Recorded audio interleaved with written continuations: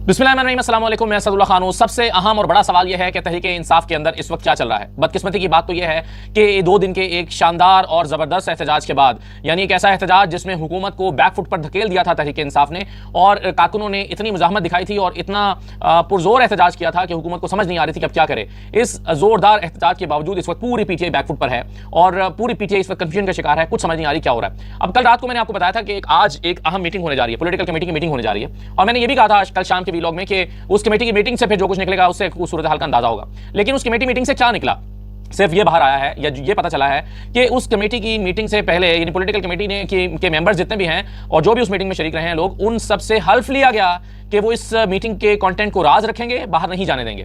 और चूंकि सबसे हल्फ लिया गया, इसलिए जिनसे भी हमने राब्ता किया उन्होंने कहा कि मैं आपको बता नहीं सकता, मजबूरी है, क्योंकि हल्फ दे दिया है। तो फिर कुछ भी बाहर नहीं आ सका। सिवाय इसके ये पता चला है कि खूब गर्मा गर्मी हुई है। अली अमीन गंडापुर के ऊपर बहुत सवालात उठे हैं, एतराज़ात उठे हैं और बहुत सख्त बातें हुई हैं, और पीटीआई के अंदर एक दूसरे के पर इल्जामात का एक सिलसिला जो है वो इस मीटिंग में जारी रहा।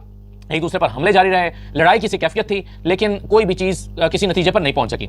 अब अगरचे इस वक्त पीटीआई की सूरत हाल यह है कि उन्हें यह समझ नहीं आ रहा कि अब करना क्या है, यानी क्या लाहेअमल क्या अपनाना है, क्या एहतजाज की कॉल देनी है, क्योंकि अब जो कुछ हुआ है इसको डिफ्यूज करने के लिए उन इल्जामात को धोना पड़ेगा जो इल्जामात तहरीक इंसाफ पर लगे हैं। क़यादत के कॉम्प्रोमाइज़ होने के इल्जामात सिर्फ अली अमीन गंडापुर के नहीं, बल्कि बाकी लीडरशिप जो बाहर नहीं निकली, जो घर में बैठी रही, उस पर भी बहुत सारे सवाल उठे हैं। अकेले अली अमीन जिम्मेदार नहीं है, वो सब लोग जो एहतजाज के लिए निकले ही नहीं है वो सब भी जिम्मेदार हैं। तो अब पीटीआई करेगी क्या? देखिए, मैं सूरत हाल ये है कि शहबाज शरीफ साहब ने चढ़ाई कर दी है, और शहबाज शरीफ साहब जो है वो इस वक्त आज यानी 2 दिन तक गायब रहे। जब हालात ऐसे थे, उन्हें समझ नहीं आ रही थी, उनको बल्कि डर यह था कि कहीं बांग्लादेश जैसी सूरत हाल ना हो जाए, कहीं लोग इकट्ठे होकर वज़ीर-ए-आज़म हाउस में ना घुस जाए, तो वज़ीर-ए-आज़म पहले ही वज़ीर-ए-आज़म हाउस छोड़ के भाग गए थे और काबीना इधर उधर हो गई थी, यानी खौफ का ये आलम था। और अब कॉन्फिडेंस का ये आलम है कि कह रहे हैं किसी को हालात खराब करने नहीं देंगे, इधर मुल्क तरक्की कर रहा है, सऊदी वफ्द आ रहा है, एमओयूज़ पर साइन हो रहे हैं, किसी को हालात खराब नहीं करने देंगे। सिद्दीक जान की 2 ट्वीट से मैं समझता हूँ कि सूरत हाल जो है वो मुकम्मल तौर पर अयां करके रख दी है और तमाम सूरत हाल का अहाता कर लिया है 2 ट्वीट से। मैं आपके सामने वो रख देता हूँ। मसलन सिद्दीक जान की एक ट्वीट यह है कि पीटीआई क़यादत की कन्फ्यूजन और बुज़दिली की वजह से इस वक्त शहबाज शरीफ जैसा कमजोर कैरेक्टर भी ऐसे धमकियां दे रहा है जैसे 2/3 से वज़ीर-ए-आज़म बनाओ। अली अमीन गंडापुर के सरेंडर के 42 घंटे गुजरने के बाद भी कोई वाज़ेह पॉलिसी नहीं, कोई प्रेस कॉन्फ्रेंस नहीं, कोई लाहे अमल नहीं। अवाम में सबसे पॉपुलर खुशनसीब इमरान खान की बदनसीबी देखिए कि अली अमीन के गिरने के बाद पार्टी को 2 दिन से समझ नहीं आ रही कि अब क्या करना है।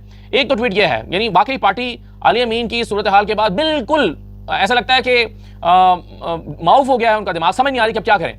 ना कोई मीडिया में आकर सूरत हाल बन पा रही है, ना कोई मीटिंग के अंदर बात हो पा रही है। अच्छा, दूसरी ट्वीट भी देखिए, और मैं समझता हूँ ये पूरी सूरत हाल का, यानी 9 मई से लेकर अब तक का अहाता इस ट्वीट में किया गया। सिद्दीक जान ने लिखा है कि 9 मई से 7 फरवरी तक पीटीआई ऐसे ज़ेर अताब रही कि पाकिस्तान की तारीख में शायद ही किसी जमात पर इतने जुल्म ढाए गए हों। 8 फरवरी को पाकिस्तान के लोगों ने इमरान खान की लाज रखी और 2/3 अक्सरियत दे दी। 9 फरवरी को वो मैंडेट चोरी हो गया। पीटीआई के जो लोग जीत गए थे उन्होंने इसलिए बुज़दिली दिखाई कि हम तो चलो जीत ही गए हैं। इमरान खान ने बहुत बार कहा कि तुम लोग 8 फरवरी की रात को ही निकल आते तो मैंडेट चोरी होने से बच जाता। इसके बाद खान के प्लान पर चलते चलते पीटीआई ने 2 रोज पहले पूरे निजाम को तकरीबन शिकस्त दे दी। फिर अली अमीन गंडापुर ने खान की पीठ में छुरा घोंपा। इसके बाद पीटीआई की बुज़दिल क़यादत ने कमाल बहादुरी से सामने से आकर खान पर वार किया। अली अमीन के बाद पार्टी के पास ना कोई लाहे अमल है और ना एजेंडा। यूं 8 फरवरी से 5 अक्टूबर तक जो स्पेस ली थी वो पूरी स्पेस तकरीबन पिछले 48 घंटे में खत्म हो गई है।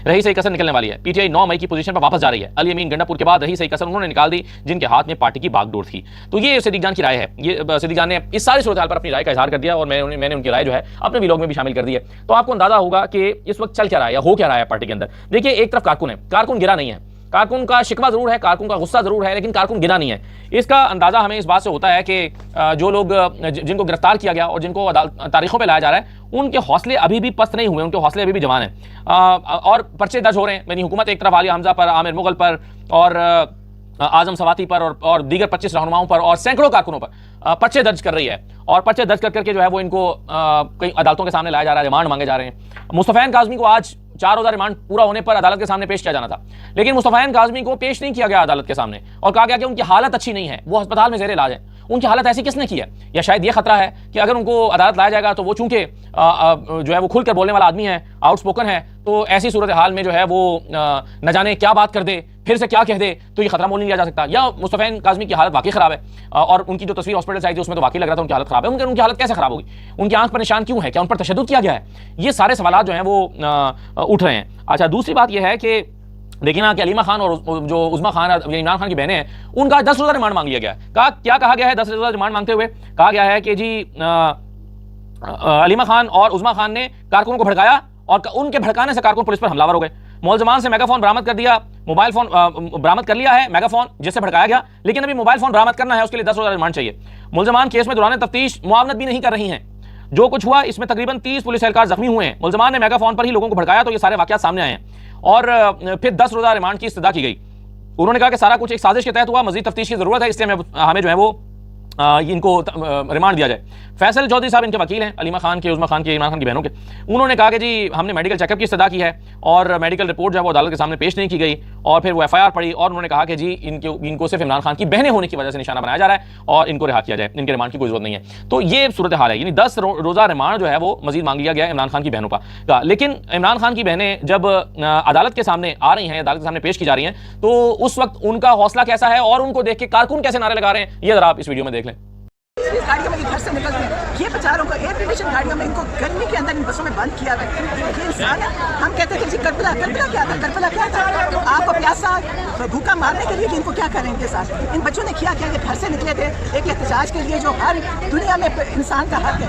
इन्होंने इन बच्चों को बेचारों को जानवरों की तरह बंद किया है। जानवरों को भी कोई ऐसे नहीं जुल्म करता जो ये कर रहे हैं। मैडम थोड़ी देर पहले कुछ बच्चे बेहोश भी हो गए थे ये वैन में। बच्चे बेहोश हुए थे। मुझे होना था बेहोश इस गर्मी में। आप बच्चे बेहोश हो गए थे। कैदियों की वैन में बच्चे बेहोश हो गए थे।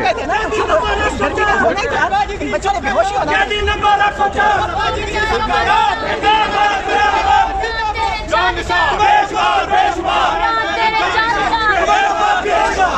तुम्हारा बाप भी देगा आजादी, तुम्हारी बाप भी देगी आजादी। हम तुमसे नहीं करेंगे आजादी, हम तुमसे नहीं करेंगे आजादी। तुम्हारा बाप भी देगा आजादी, तुम्हारा बाप भी देगा आजादी।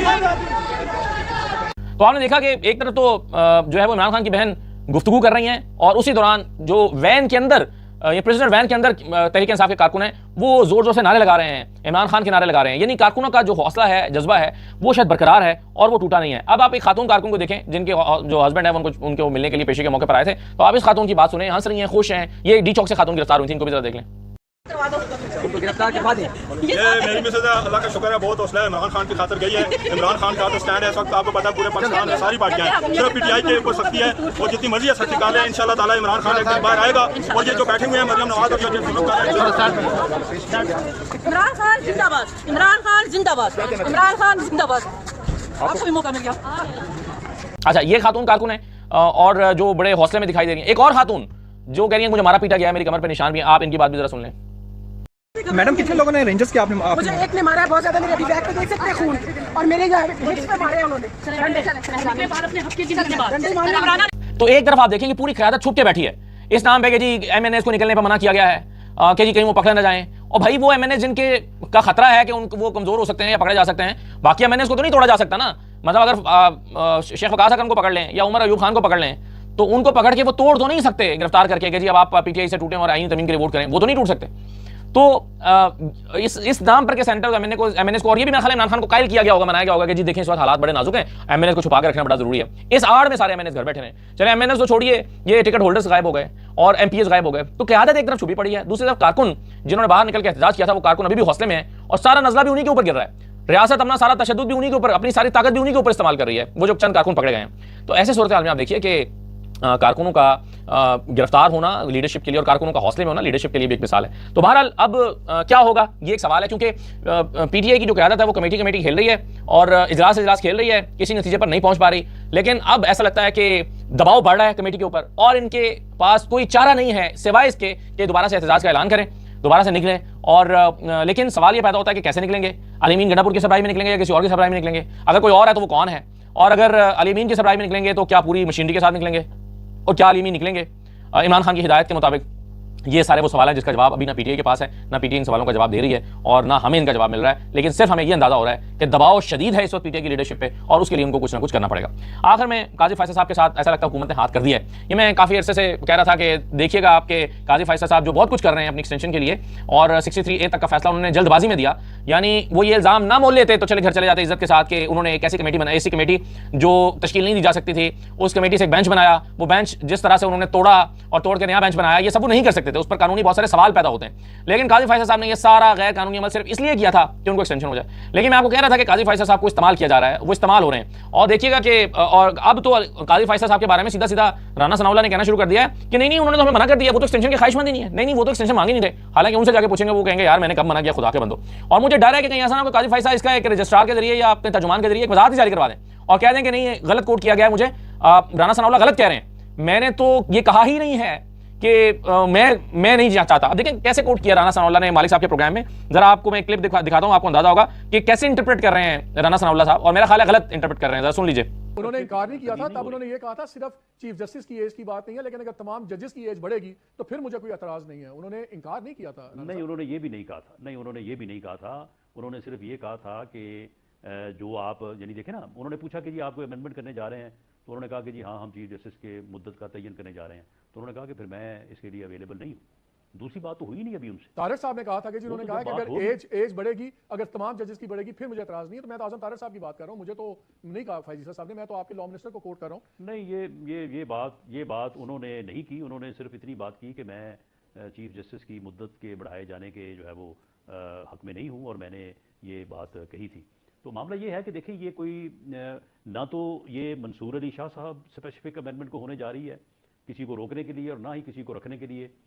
तो ये राना सनाउल्लाह साहब कह रहे हैं। देखिए आपको याद होगा कि जो पिछले दिनों जब ये रिपोर्ट हो गया, काजी फैसल साहब ने का बयान रिपोर्ट हो गया कि मैं नहीं चाहता कि मेरी एक्सटेंशन हो, वहाँ कोई और रहना चाहे तो ले ले, मैं नहीं चाहता। तो जब ये रिपोर्ट हुआ तो काजी फैसल साहब ने इसकी वजाहत जारी करवाई, और वजाहत जारी करवा के कहा कि नहीं ये गलत रिपोर्ट हुआ है, मैंने ये नहीं कहा कि मैं नहीं लेना चाहता, मैंने कहा था कि मैं अकेला अगर मेरे लिए किया जाएगा तो मैं इसके लिए राजी नहीं हूँ, हाँ अगर सबके लिए होता है तो फिर तैयार हूँ। लेकिन अब जो राना सनाउल्लाह कह रहे हैं ये दानिस्ता तौर पर कह रहे हैं, वो ये कहना चाह रहे हैं कि नहीं काजी फैसल साहब ने तो कहा ही नहीं है, वो तो इंटरेस्टेड ही नहीं है, इसलिए हम उनको दे ही नहीं रहे हैं, तो सच्चे होने की कोशिश कर रहे हैं। तो मेरा ख्याल है ये सिचुएशन काजी फैसल के लिए काफी अलार्मिंग है और उनके लिए काफी परेशान कौन है। अब काजी फैसल यकीनन बैठ के सोच रहे होंगे यार ये मेरे साथ क्या कर रहे हैं, मैंने ऐसा कब कहा है कि मुझे आप ना दें और मैं नहीं लेना चाहता। और मैं जैसे कहते हैं कि मुझे खदशा है कि कहीं ऐसा ना हो कि काजी फैसल इसकी वजाहत जारी करवा दें और कहते हैं कि राना सनाउल्लाह गलत कह रहे हैं, मैंने ये नहीं कहा था, मैंने तो कहा था कि अगर सबके लिए हो तो फिर मैं हाजिर हूं। तो ये अब देखना पड़ेगा कि क्या होता है। इजाजत दीजिए, अल्लाह हाफिज़।